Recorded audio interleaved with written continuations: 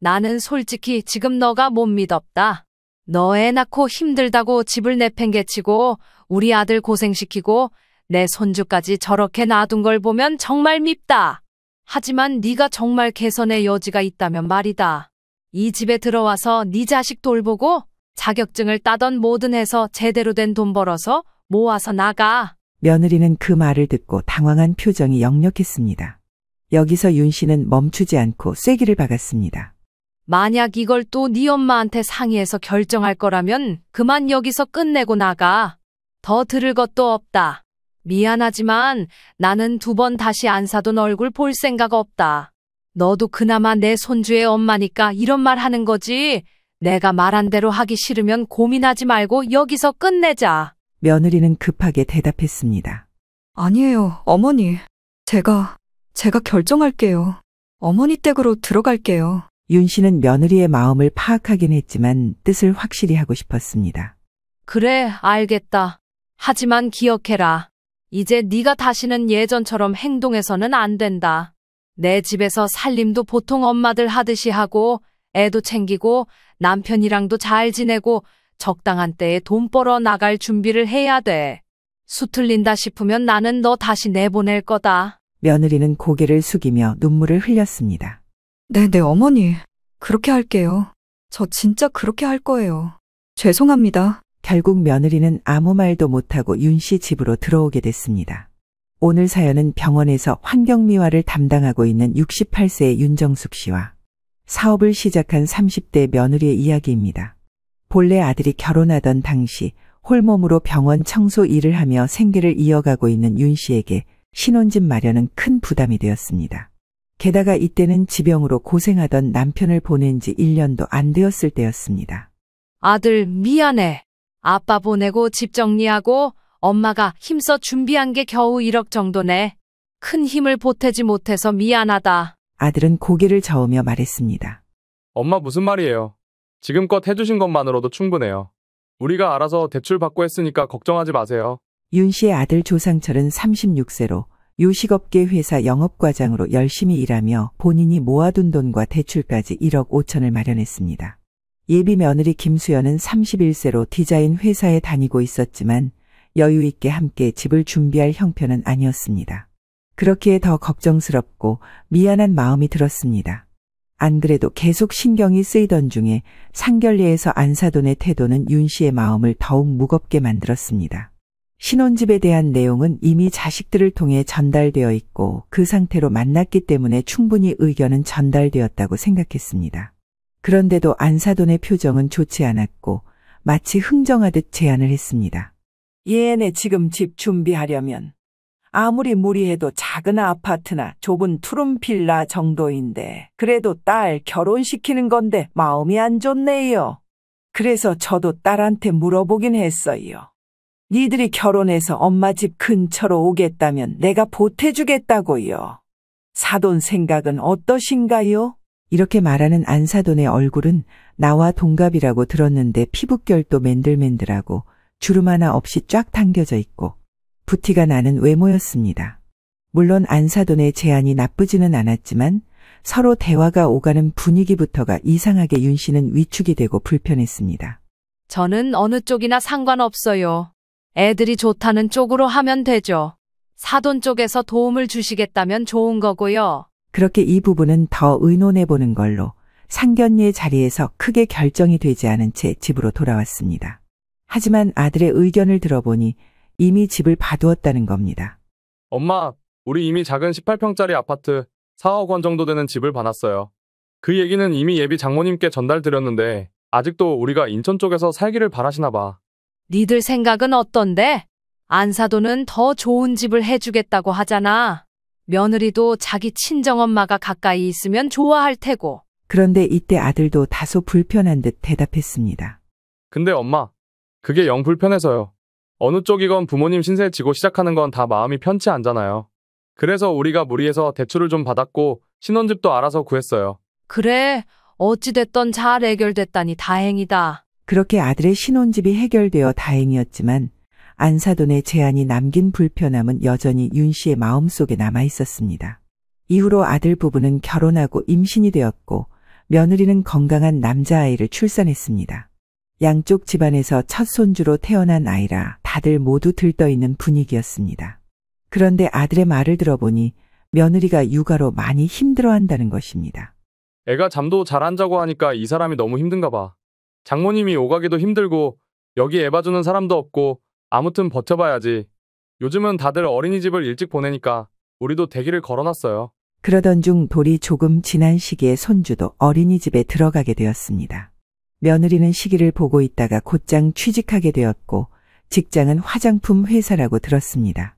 원래 본인이 하던 디자인뿐만 아니라 영업까지 맡아서 되게 좋아하더라고. 잘 됐지 뭐. 이 사람은 밖에서 얼른 일하면서 돈 벌고 싶다고 했거든. 일찍 어린이집에 가게 된 손주가 안타깝게 느껴졌지만 이건 어디까지나 아들 부부의 선택이니 그러려니 하고 지켜봤습니다. 그런데 얼마 안 되어 문제가 생긴 것입니다. 손주는 어린이집에 들어가서 적응을 잘못했고 매일같이 울며 보채고 아픈 날도 많아서 수시로 엄마 아빠에게 전화가 갔습니다.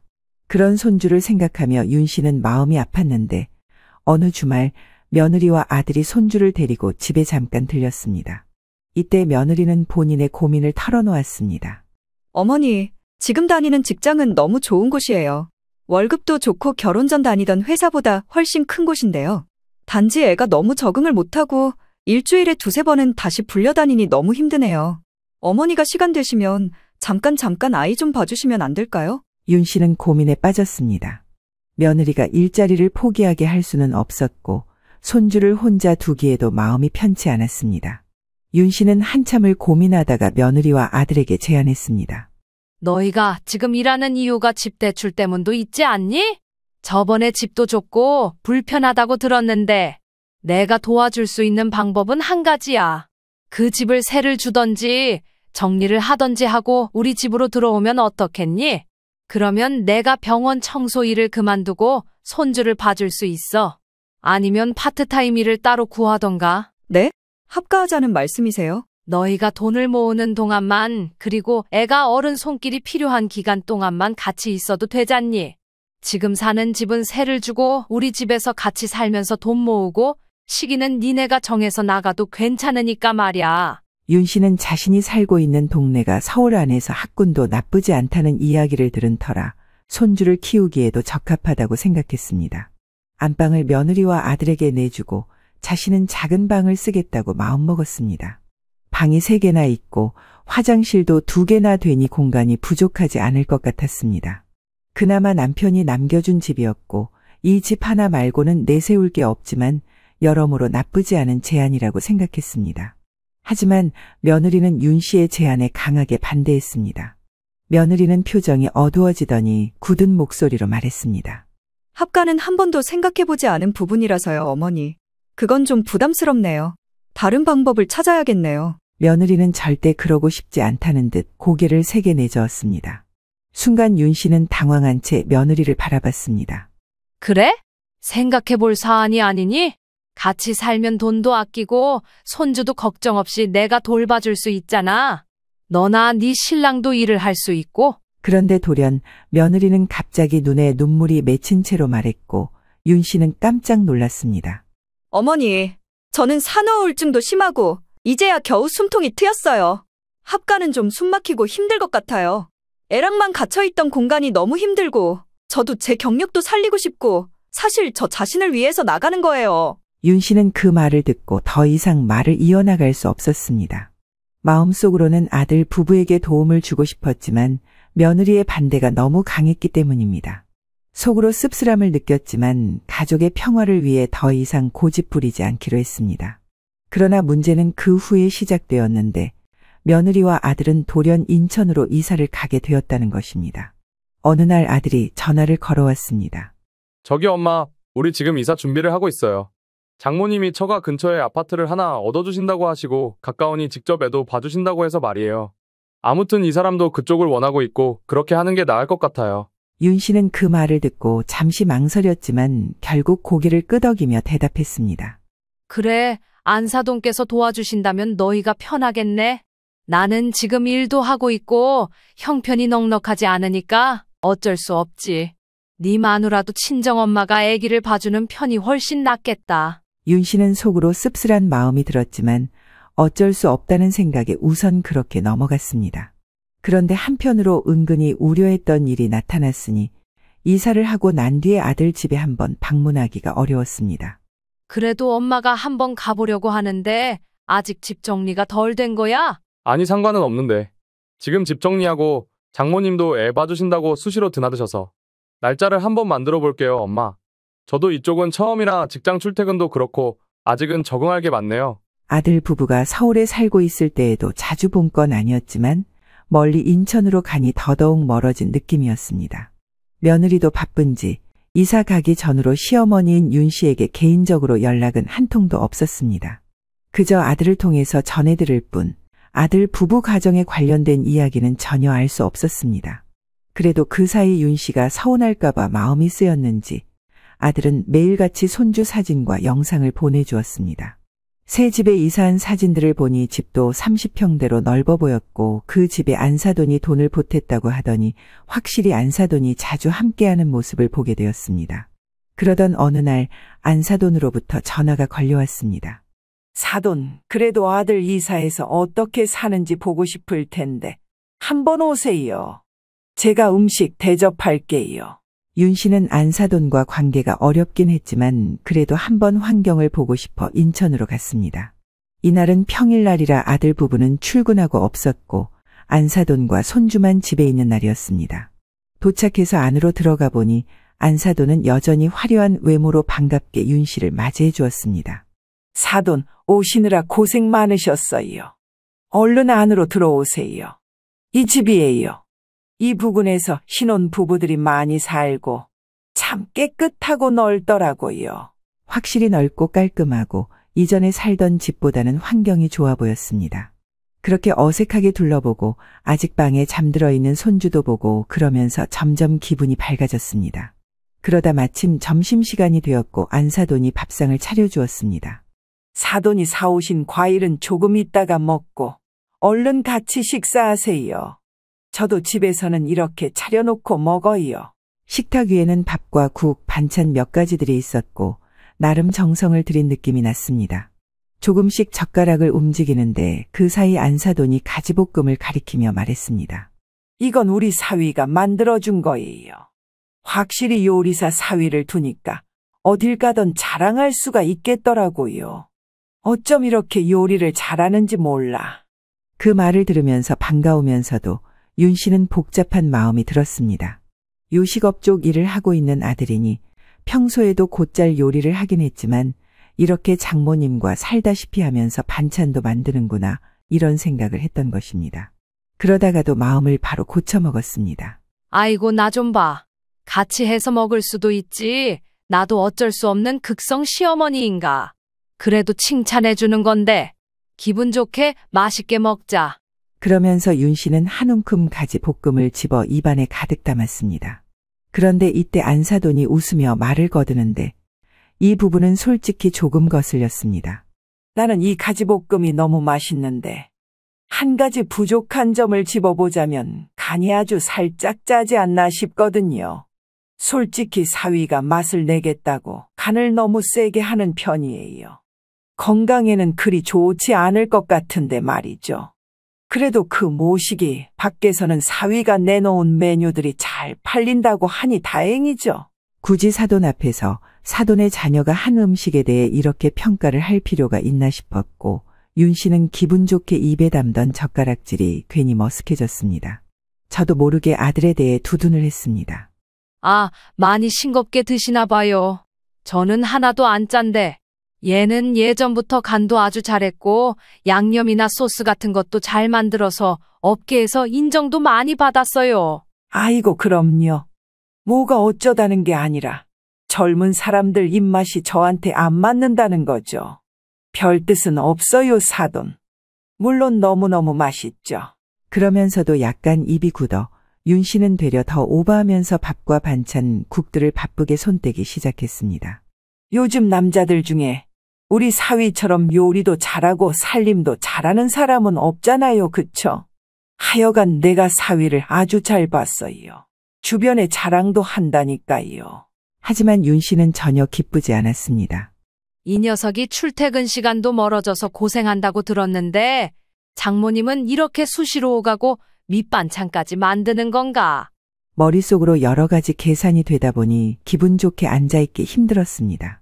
식탁 위의 반찬들은 대부분 우리 아들이 만들어둔 거라고 하고 밥과 국은 안사돈이 한 거라고 하고 며느리의 손길은 하나도 느껴지지 않았습니다. 어쨌건 손주를 누군가 봐주는 손길이 있고 이렇게 쾌적하고 좋은 집에 이사했으니 모든 걸 좋게 생각하고 싶었습니다. 그런데 손주가 갑자기 깼고 어두운 방 안에서 엉엉 울어댔습니다. 식사도 다 한 윤 씨는 얼른 일어나 손주에게 다가갔고 조심스럽게 달랬습니다. 엉덩이를 토닥이며 볼을 만지작거리니 손주도 울음을 그치고 조금은 낯을 트고 윤 씨를 쳐다봤습니다. 그 순간 윤 씨는 잠시 주눅 들어있던 마음이 풀리며 이처럼 상쾌하고 사랑스레 나를 쳐다보는 눈망울을 한참 응시했습니다. 살이 포동포동 오른 손주는 말할 수 없이 귀여웠고 볼을 만지작거리면서 예뻐하고 있었습니다. 그러고 얼마쯤 지났을까? 한 10분쯤 지나 안사돈이 고무장갑을 낀 손으로 들어와 보더니 대뜸 이렇게 말하는 겁니다. 어머, 일어났구나. 이제 얘 데리고 잠깐 마트 나갔다 와야 해요. 사돈 나가시는 길에 저희도 나가야 하니까 잠깐만 계세요. 지금 바로 나가신다고요? 네, 나가서 장도 봐야 하고 할 일이 많거든요. 저기, 그 옆에 있는 옷만 좀 갈아입혀 주세요. 이 녀석이 땀을 엄청 흘리거든요. 손주와 다정한 시간을 보낼 틈도 없이 바로 장을 보러 나가야 한다며 안사돈은 냉정하게 말을 잘랐습니다. 윤 씨도 금방 김이 새버렸고 더 이상 이 자리에 있고 싶지 않다는 생각이 들었습니다. 그렇게 나가는 길, 지하철역 앞에서 안사돈은 한껏 웃으며 인사를 했습니다. 사돈, 자주 오세요. 오셔서 손주 얼굴도 많이 보고 시간 보내면 좋죠. 그래놓고 커다란 눈망울만 두둥실 떠오른 손주를 잽싸게 안고는 바로 눈앞에서 후다닥 사라졌습니다. 애써 웃으며 고개를 끄덕였고 갑자기 피곤함이 몰려온 윤 씨는 지하철역 안으로 들어왔습니다. 그날 집에 돌아온 윤 씨는 아들에게 전화를 걸었습니다. 너 회사에서도 요리하느라 바쁜데 집에서도 또 요리하는 거야?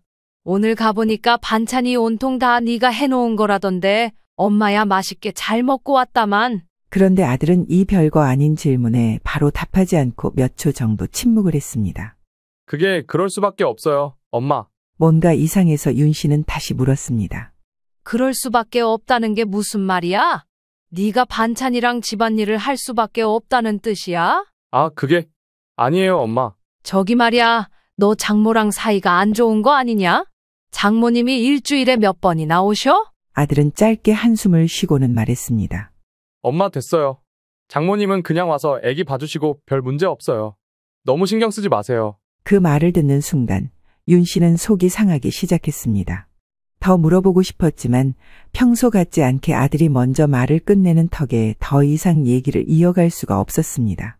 그 뒤로 얼마간 윤 씨는 바쁘게 지냈습니다. 아들 집은 그때 한번 가본 것으로 좋겠고 언제 한번 기회가 되면 이쪽으로 불러야겠다. 손주 장난감도 사주고 어디도 데려가야지 하며 다짐만 했습니다. 아무래도 그날 다녀오고 난 뒤에 묘하게 마음이 불편했기 때문일 것입니다. 근데 이상하게 아들 역시 그날의 통화 이후로 손주 사진이나 영상도 보내주지 않아 약간 서운한 마음이 들었습니다.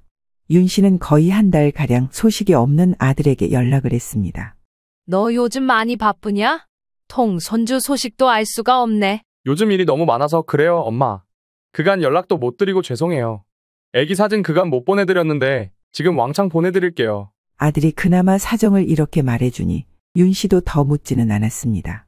당시 윤 씨도 직장에서 같이 일하던 사람이 갑작스레 그만두는 바람에 일거리가 쌓였고 그로 인해 정신없이 바쁘게 살긴 했습니다. 며느리와 원래부터 연락을 잘하지 않았고 윤 씨 역시 며느리에게 먼저 연락을 하려니 전에 있었던 일로 인해 마음이 상해서 그냥 연락하지 않고 지냈습니다. 그런데 젖대를 지나 한 2주쯤 지났을까 갑작스레 아들로부터 먼저 전화가 왔습니다. 엄마, 애기가 폐렴으로 대학병원에 입원했어요. 지금 너무 고생하고 있어서 엄마한테 연락드렸어요. 윤 씨는 순간 당황했습니다. 뭐라고? 폐렴? 아니 입원까지 할 정도인 거야? 병원이 어딘데? 잠깐이라도 들려보려고 생각했던 윤 씨에게 아들은 한숨을 쉬며 말을 이어갔습니다. 저기 엄마, 지금 아기를 3, 4일씩 지켜봐줄 사람이 없어서 이렇게 갑자기 말씀드려서 너무 당황스러우시겠지만 이 시기만 잠깐 휴가 낼 수 없을까요? 저도 돌아가면서 보기는 할 거예요. 이 말은 꽤나 충격적인 말로 들렸습니다. 아들은 분명히 며느리와 함께 새 집에서 살고 있고 그 집은 몇 달 전 가봤을 때처럼 안사돈이 수시로 드나들며 손주를 봐주고 있었습니다. 안사돈은 당연하고 애엄마인 며느리까지 휴가를 내서 가까이들 봐줄 수 있을 텐데 왜 서울에 있는 윤 씨에게 도움을 청하게 된 것일까요? 윤 씨는 어이가 없었습니다. 아니, 안사돈도 있는데 왜 봐줄 사람이 없어? 일단 어떻게든 나도 해보겠다만 네 마누라는 어쩌고? 어른이 한 명도 없어서 서울에 있는 내가 인천까지 가야 한다는 게 말이 되냐? 아들은 한숨을 크게 쉬며 대답했습니다. 엄마, 이번만 넘겨주시면 나중에 얘기할게요. 지금은 그냥 상황이 안 좋아서 그래요. 우선은 상황이 되신다면 오셔서 아기만 봐주시면 안 될까요? 정말 죄송해요. 윤 씨는 그 말을 듣고 복잡한 생각에 휩싸였습니다. 납득이 가지 않았지만 아들이 그렇게 부탁하니 마음이 약해졌습니다. 게다가 얼마 전 보고 온 손주가 병원에 입원했고 그걸 지켜보는 아들이 저렇게 발을 동동 구르고 있다니 당연히 가야 했습니다. 알겠다. 엄마가 어떻게든 휴가를 내고 해서 오늘 저녁에라도 일단 갈게. 지금은 그럼 네가 병원에 있는 거야? 네, 엄마. 아참, 그리고 오시기 전에 제가 여기 발이 묶여 있어서요. 제가 비밀번호 알려드릴 테니까 저희 집 들려서 잠깐 아기 짐만 좀 갖고 와주실 수 있을까요? 저도 챙겨온다고 이것저것 넣었는데 빠뜨린 게 있어서요. 윤 씨는 아들로부터 다시 집 주소와 비밀번호를 받고 이 집에 들려 손주 물건을 챙기려고 했습니다. 그런데 오랜만에 가본 그 집의 상태는 윤 씨를 깜짝 놀라게 했습니다. 이게 뭐야? 여기 호수랑 이 비밀번호까지. 이 집이 맞는데? 내가 지금 잘못 들어왔나? 그렇게 들어선 아들 집은 불과 몇 달 전에 왔을 때와 달리 아주 좁고 답답해진 느낌이었습니다. 거실 내부는 온통 박스들로 가득 차 있었고 저번에 윤 씨가 앉았던 소파라든지 거실 내에 사람이 넉넉히 있을 공간은 전혀 보이지 않았습니다. 그나마 주방 쪽은 깨끗했지만 그마저도 여기서 누군가가 음식을 잘 해먹지 않은 듯 생활감이 별로 느껴지지 않았습니다. 안쪽 손주방을 들여다보니 그나마 아기 방은 아기가 머무는 곳 같기는 했습니다. 그런데도 어른이 정리를 전혀 해주지 않는 듯 옷들로 쌓여있는 느낌이라 당장 이사를 앞둔 집 같다는 느낌을 받았습니다. 아니, 이게 대체 애를 키우는 집인가? 도대체 무슨 일이 있었길래 이렇게 쑥대밭이 되어서는. 저 박스들은 뭐야? 무슨 화장품이라고 써 있는 것 같은데. 보다 너무 답답해진 윤 씨는 가까이 다가가 안쪽에 있는 박스들을 둘러봤는데 화장품 같은 용기들이 안에 가득 들어있었고 대부분 다 같은 내용물이 있는 듯 보였습니다.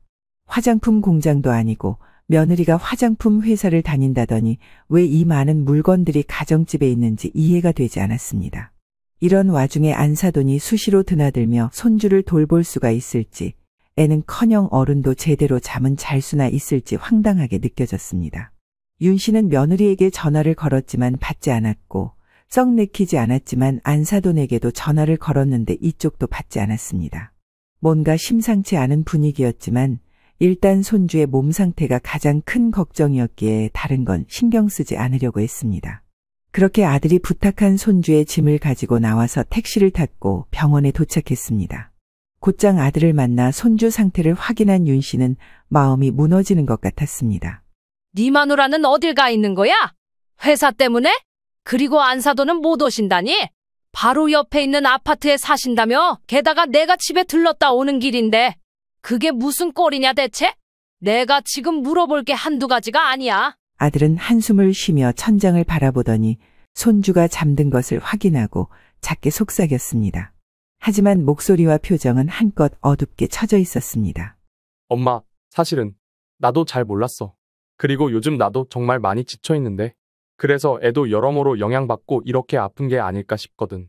아무튼 결론부터 얘기하자면요. 애 엄마, 조금 이상한 사업에 빠진 것 같아요.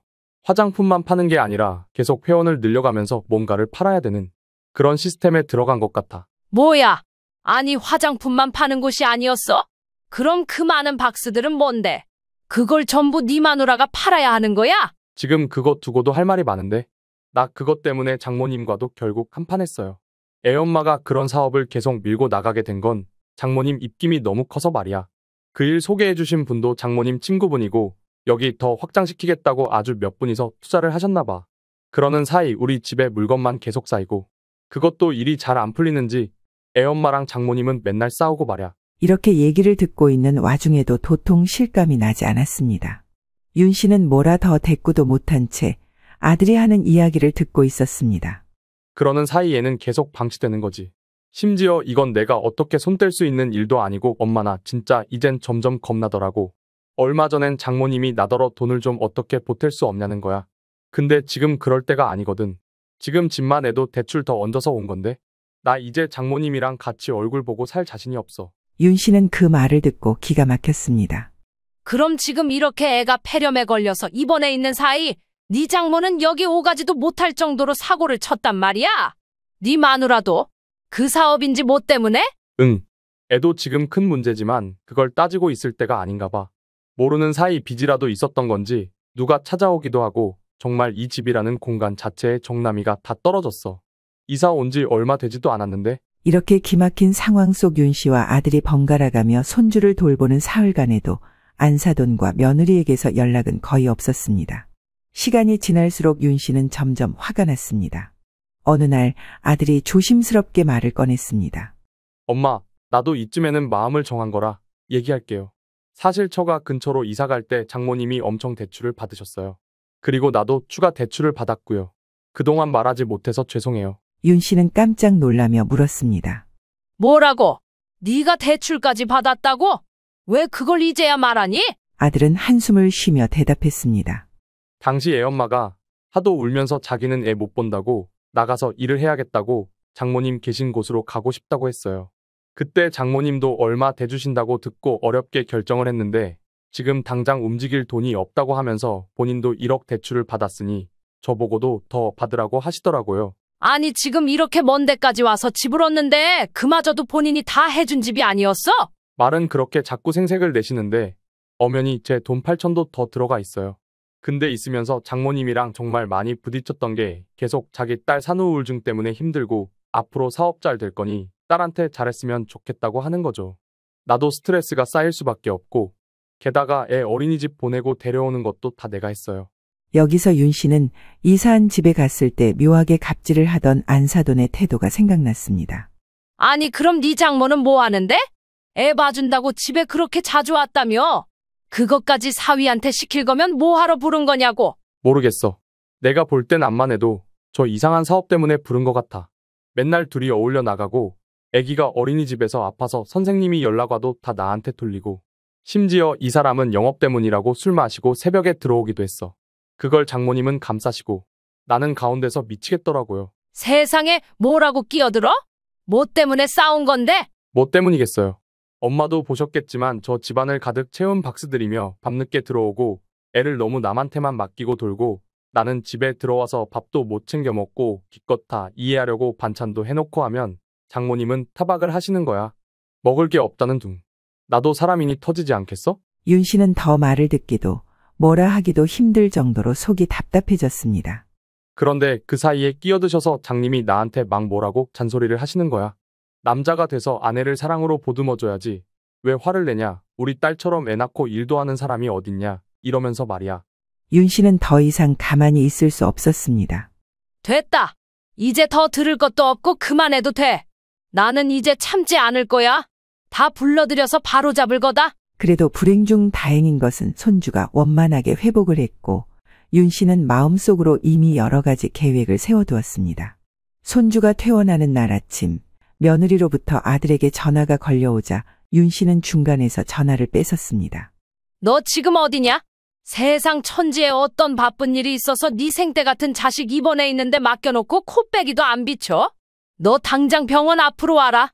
안 오면 내가 잡으러 갈 거야. 저기 어머니, 일단은 가겠습니다. 흥분하신 것 같은데 우선 끊을게요. 약 1시간쯤 지나 며느리가 택시를 타고 근방에 도착했고 병원 앞 카페에서 보게 되었습니다.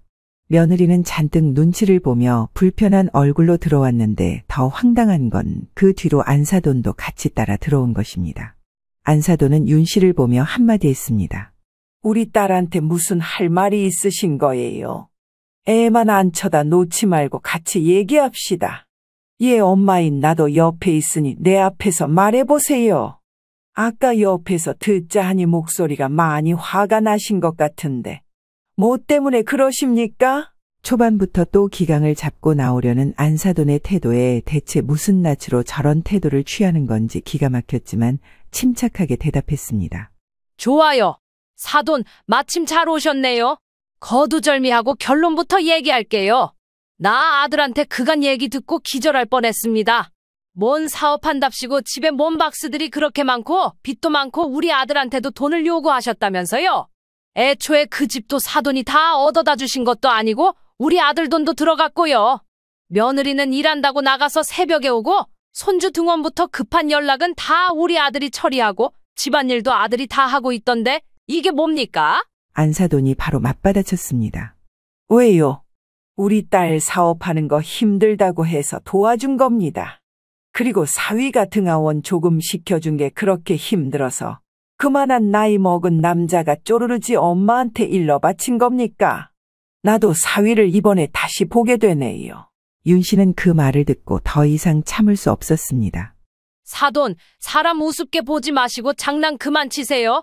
대충 보니까 그렇게 떳떳해 보이지도 않은 사업에 맞벌이 한답시고 나가서 며느리가 월급이라고 가져오는 돈도 없다던데 우리 아들이 생활비로 살고 있잖아요. 그건 할 말 없으세요? 안사돈은 여전히 자신만만하게 말했습니다. 무슨 말씀이신지 모르겠는데 우리 딸 사업 제대로 하고 있어요. 사돈이 뭘 안다고 그렇게 말씀하세요? 사위가 그렇게 말하던가요? 진짜 기가 막히네요.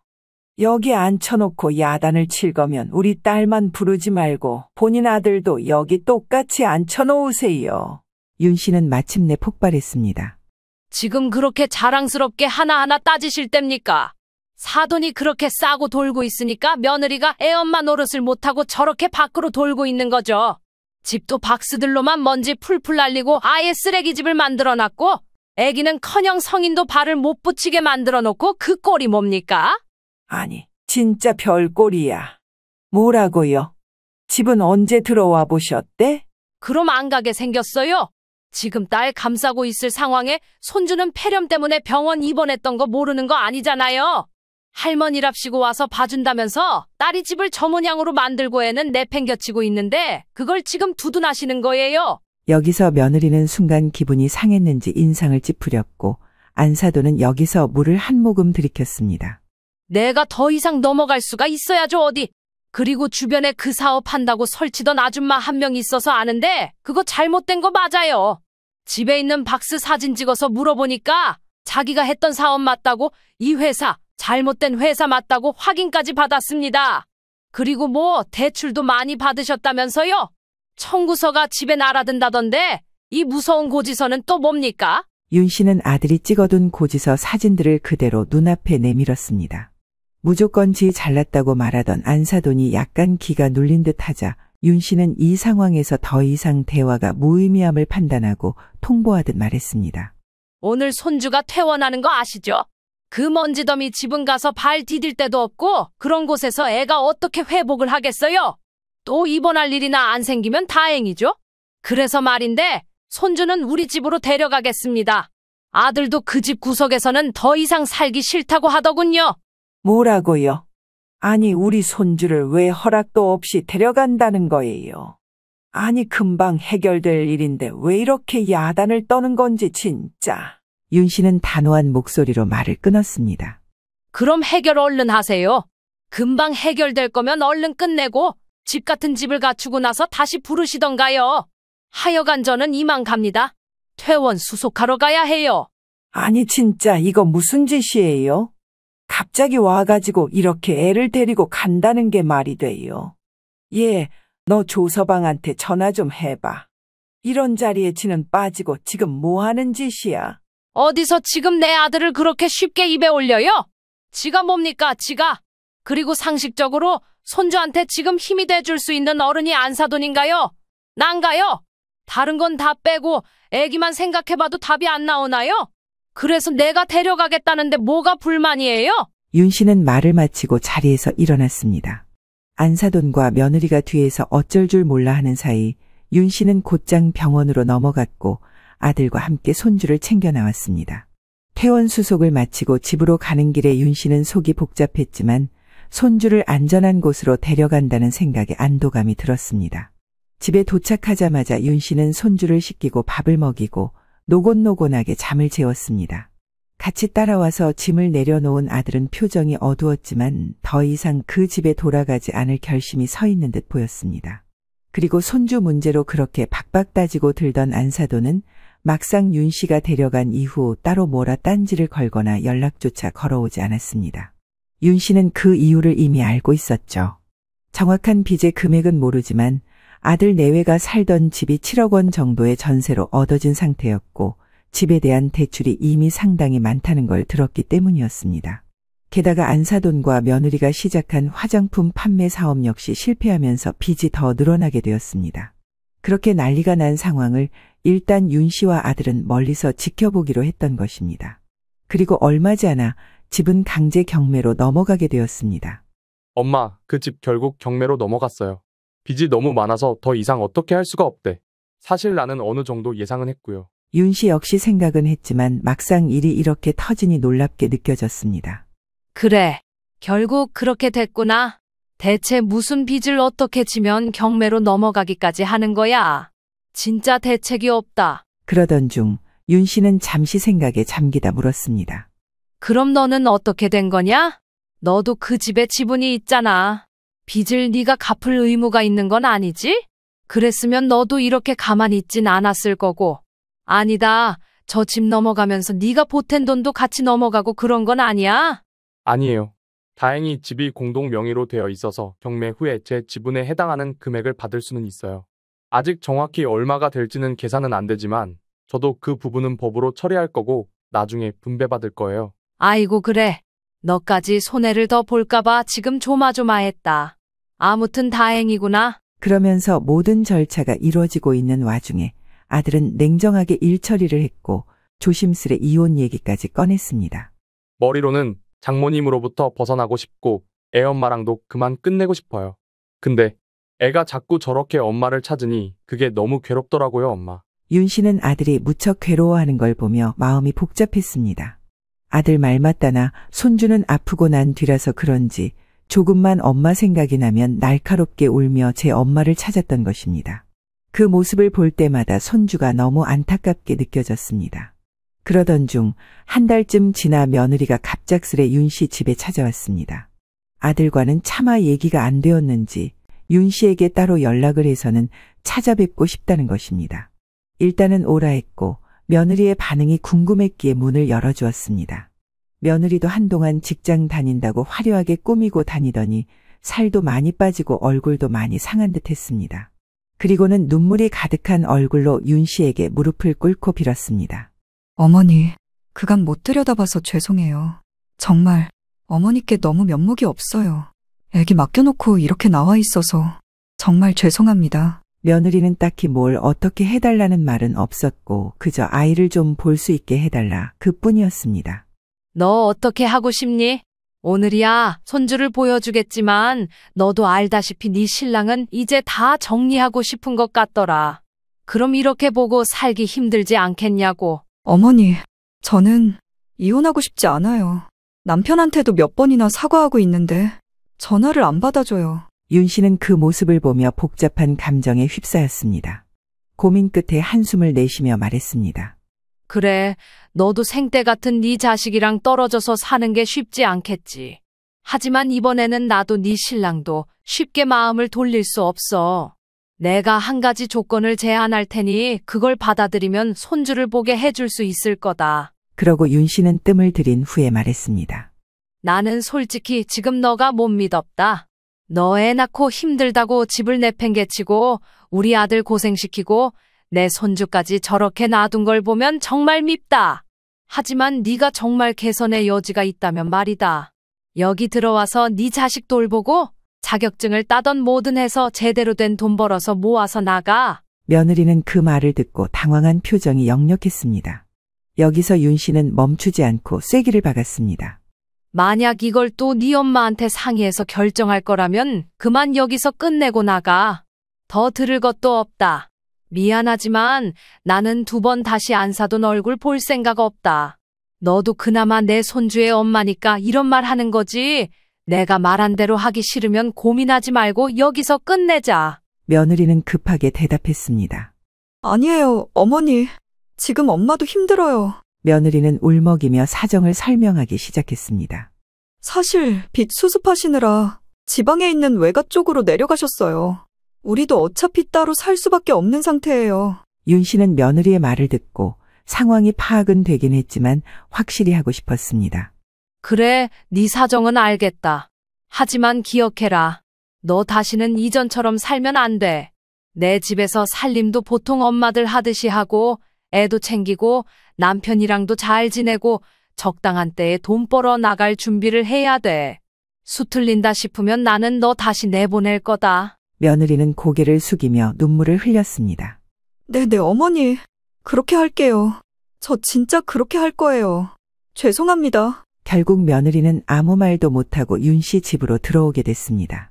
물론 지금 당장 며느리 앞으로 해결해야 하는 빚은 없는 것으로 확인을 확실하게 했고 아들도 경매로 넘어간 집에서 본인 지분은 그대로 갖고 챙겨왔습니다.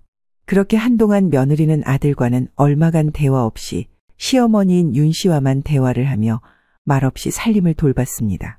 그러면서 차차 앙금이 풀어진 아들은 며느리에게 조금씩 대화를 하고 일상적으로 지내게 되었습니다. 그렇게 2년이 지난 지금 며느리는 공인중개사 자격증을 따기 위해 학원을 다니고 있고 그 외 시간에는 집에서 살림을 도맡고 있습니다. 며느리가 노력하는 모습을 보면서도 윤 씨는 여전히 경계심을 늦추지 않습니다. 두 부부의 수입을 윤 씨가 맡아서 통장에 관리하고 좀 귀찮고 번거롭지만 한 달에 한 번씩 통장 점검을 하면서 같이 확인하고 있습니다. 몇 년 더 모아서 이 세 가족은 소형 아파트를 얻어 근처로 이사갈 예정입니다. 윤 씨는 그 모습을 지켜보고 한 집에서 손자가 커가는 걸 보며 그럭저럭 평범한 일상을 보내고 있습니다. 물론 안사돈은 지방에서 여전히 이쪽과는 소식이 단절된 채 어떻게든 살아가고 있다고만 들었습니다. 초반에 그렇게 합가를 반대하던 며느리는 본인 시댁과 합가해서 이제서 자기 역할을 되찾은 느낌입니다. 또한 아들 부부가 나갈 때를 대비해 윤 씨는 윤 씨만의 삶을 새로이 준비하며 살아가고 있습니다.